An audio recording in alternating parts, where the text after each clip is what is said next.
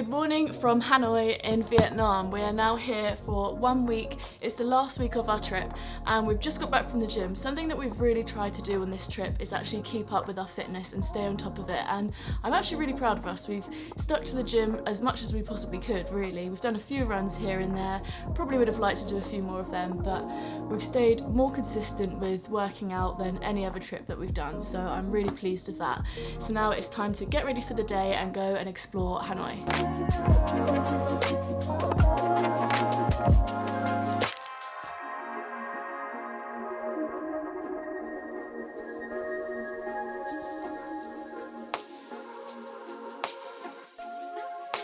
So we've come for some breakfast at 11:15, so it's a bit later on now. I've got a grilled cheese avocado sandwich, which looks great.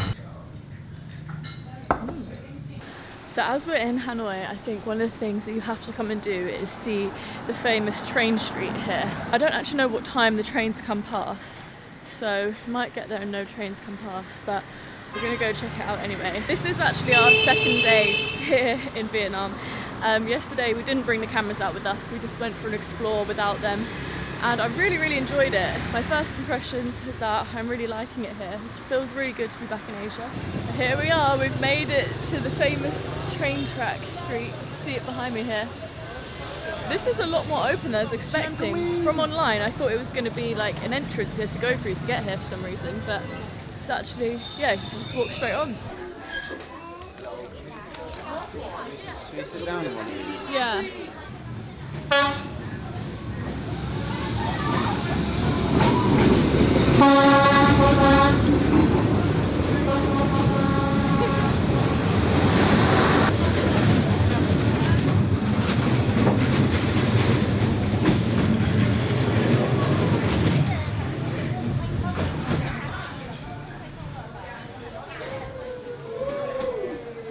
That was actually so good. I never thought a train going by would be so exciting, but there was something about that. It's not as fun in England, is it? No, there was something about that was actually really good. Yeah. If you're watching, you definitely have to come here for that, because that was really good. Also, one of the things that, what's the word, surpassed my expectations.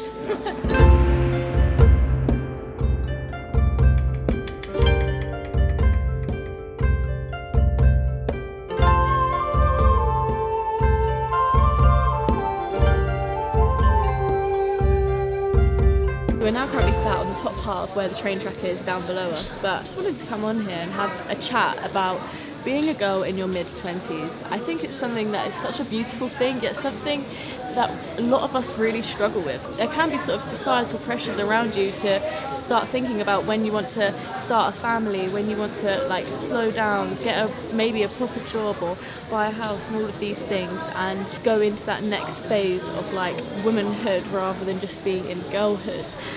Something that has just been highlighting that for me recently is, well, the fact that currently I'm travelling. I'm on my 7-week travels and I'm now at the end of it, but whilst I've been travelling, it's just really made me think about all the things that's going on in my life, where I want to go with my life, when I get home, what direction do I want to take and the different path I want to go down, because I'm kind of feeling like I'm at a point where I want a bit of a shift and a bit of a change. I absolutely love my life, but there's just some things that I just feel like I struggle with. One thing is something, it's almost like a blessing and a curse, like being a freelance photographer, videographer, it gives you so much freedom. I am my own boss, I can choose my hours, I can choose where I want to work, I can choose where in the world I want to work. But that can also lead to a lot of struggles. For example, like you never know when your next big paycheck's going to be. You don't have a stable income, you don't know if shoots are going to come in that are going to interfere with when you've got plans with friends and family or all of that kind of stuff, so that can be hard.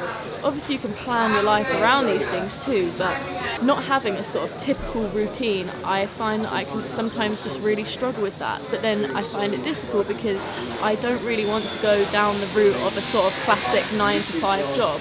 Or if it's not down to work and choosing a career path, maybe you may also feel like, when is the right time to move into the next phase of life? I'm lucky enough to have a really good big friendship group of girls around me and different types of friendship groups of girls around me. And the funny thing is that everyone is in a different phase of life. Some people are pregnant, some people have already got kids, some people don't even want kids, some people want to go travelling, some people want to stay in their stable career, and every single one of those paths is totally fine. You know, it's their choice and it's how they want to live their life, and that is so fine. And I don't know how I want to live my life. I don't know where I actually fit into all of that. I think I want to stay within this sort of creative world, and I want to still be able to have my freedom, but I also want to create a bit more stability and routine into my life. I do want to one day have kids, but not just yet. But yeah, I just think it's an interesting thing to think about. Obviously, it's a huge part of our lives, like going through our 20s, finding out who we are, finding out what we want from life, finding our purpose, and all of that stuff, and trying to navigate the small little things to the big things. It can be really, really hard. It can be hard to feel like you're making the right decision and the right choice and path in life, and especially when you don't want to get to a point in your life where you feel like you regret things, you regret not doing things, you wish you did more. That's just a bit of a brain dump for you at the moment. I think being a girl in your 20s can be a really, really tough thing, but don't worry, there's so many people that will be feeling the same way as you, and people that you can also connect with and to help get through those times. I'm gonna now crack on with my day here in Hanoi and see what else we can go and see.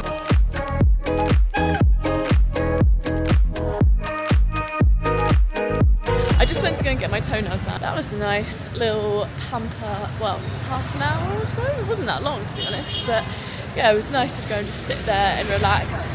I think that cost me the equivalent of about £6 to go and do that, which is so good for gel toenails, so I'm really happy with that. But I am now going to go and take myself off on a little shopping trip afternoon. Adam's back in the room doing some editing, so I'm taking myself out, and even if I don't buy anything, I just like to have a look around. I have seen so many TikToks saying how the shopping here in Vietnam is amazing, so I'm gonna go check it out for myself. So I have this thing where every country I go to, I like to buy a piece of jewellery from, and I love to wear so much jewellery. I've never done any solo travelling before, and I don't know, to be honest, if I would want to do it. I mean, me and Adam do a lot of travelling together, and I am totally fine like being within my own company, having afternoons where I'm just by myself going exploring.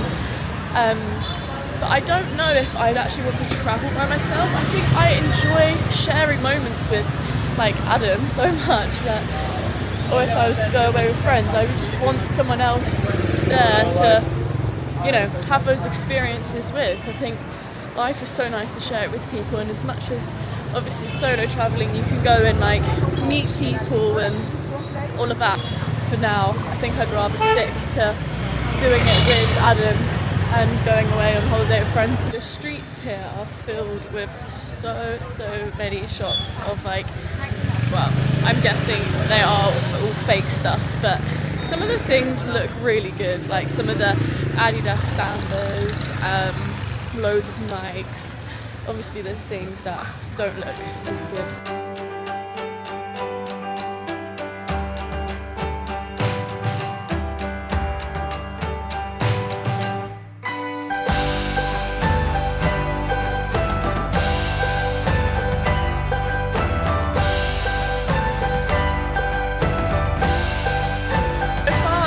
Seen anything that I actually want to buy. I don't want to just buy for the sake of it, because I feel like it would be very easy to do that, and as everything is so cheap. Done quite a bit of travelling and been to Asia quite a number of times, but something that I've not actually done is solo backpacking. I've not done it by myself, but my first impressions here, walking around in Vietnam for a few hours by myself now, I really feel safe. Like I don't feel looked at or judged or anything like that. I can see that there's a lot of other like solo female backpackers, or they look like they're backpacking, walking around, and I think it's just got that feeling that it does feel safe, which is really nice and so important for if you are thinking about or you are solo backpacking, especially as a woman, that you feel safe.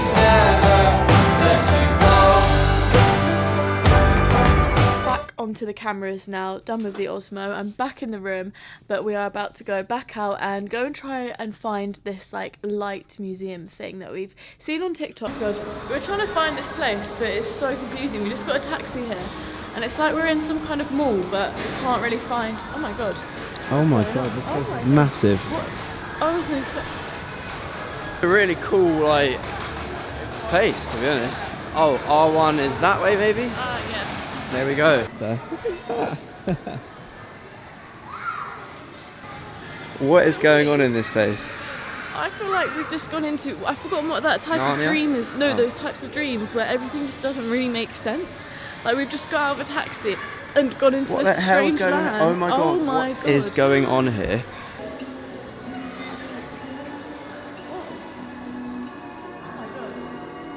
Whoa, what is going on here? That's pretty crazy, actually.